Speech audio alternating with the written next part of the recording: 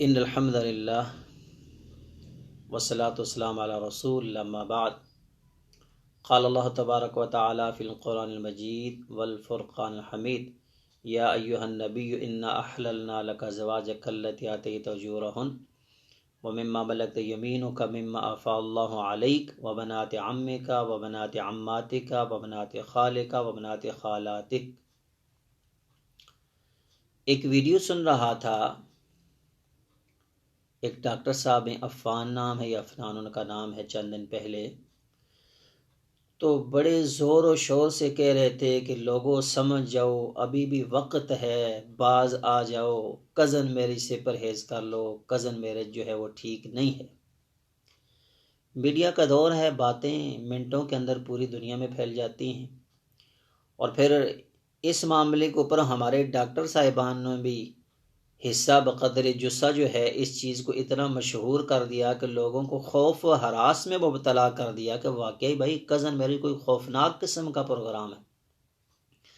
اصل المیہ یہ ہے کہ ہم جو ہے نا، جب فارن کنٹریز میں رہتے ہیں تو وہاں کے سارے قانون کو یہاں لاگو کرنے کی کوشش کرتے ہیں۔ امریکہ کی بعض ریاستوں میں قانونی طور پر پابندی ہے، وہاں بندہ کزن میرج نہیں کر سکتا۔ اس طرح یورپ کے بعض اور بھی ممالک ہیں، وہاں کے رہنے والے جو لوگ ہیں جب پاکستان میں آتے ہیں تو سوچتے ہیں کہ شاید وہاں والا قانون یہاں بھی لاگو کریں،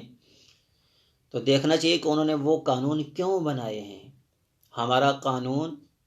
ہماری جو لا ہے، ہمارے جو رولز اینڈ ریگولیشن ہیں، یہ سارے کے سارے قرآن و سنت کو مد نظر رکھ کر بنائے جاتے ہیں،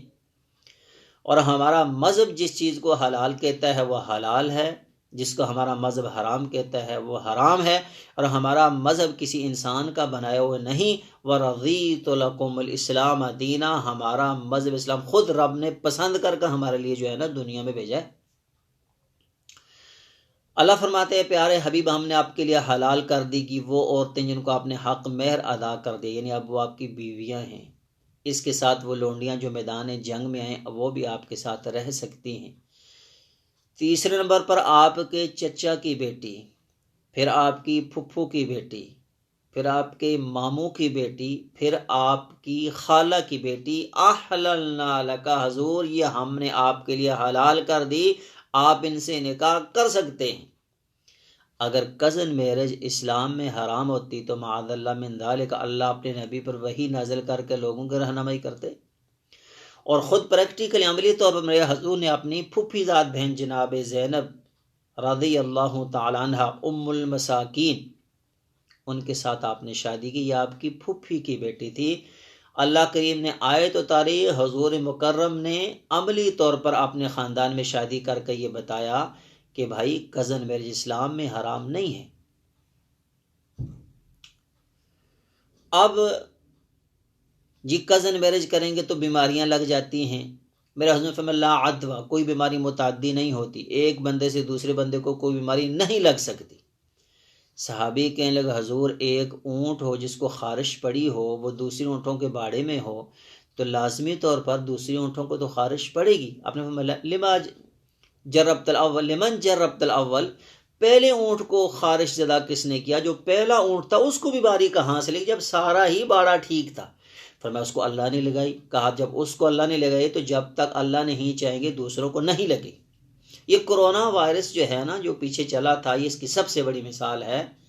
جس علاقے میں ہم رہتے ہیں، میرا جو گاؤں تھا، اس وقت اس کا ایک ایریا سارے لوگ ہی بخار کھانسی میں مبتلا تھے۔ عید کا دن تھا، میں اپنے گاؤں میں گیا، ہر گھر میں گیا،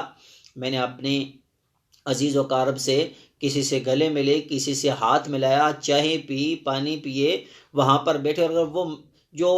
اگر شہر کے قریب وہ کوئی جگہ ہوتی وہاں پر سمال لاک ڈاؤن ہوتا، وہاں کسی کو جانے کی ہمت ہی نہ ہوتی۔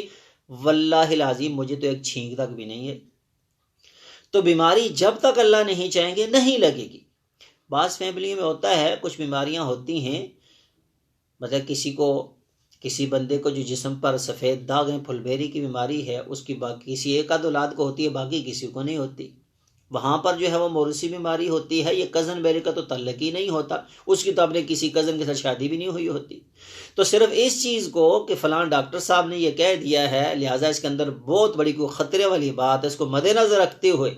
اپنے خاندان کے اندر ہونے والی شادیاں جو منگنیوں ہو چکی ہیں ان کے بارے میں ڈاؤٹ فل شک میں پڑ جانا،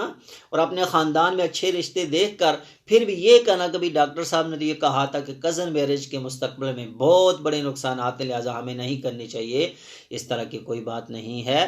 جس چیز کو میرا رب حلال کر دے، جس چیز کو میرا رب اپنے نبی پر حکمن لازم کر دے کہ یہ کریں، اس کے اندر کبھی شر نہیں ہو سکتا، خیر ہی خیر ہوتی۔ جہاں ضروری تھا میرے حضور نے فرمایا سگی پھوپھی اور بھتیجی ایک وقت میں نکاح میں نہیں رہ سکتی، سگی خالہ اور بھانجی ایک وقت میں نکاح میں نہیں رہ سکتی، اس کے علاوہ مسلم عورت کوئی بھی ہو، آپ کو اس سے کوئی ریلیشن ہو، کوئی رشتہ داری ہو، تعلق ہو نہ ہو، کسی بھی حوالے سے وہ مسلمان عورت جو ہے اس کو آپ کو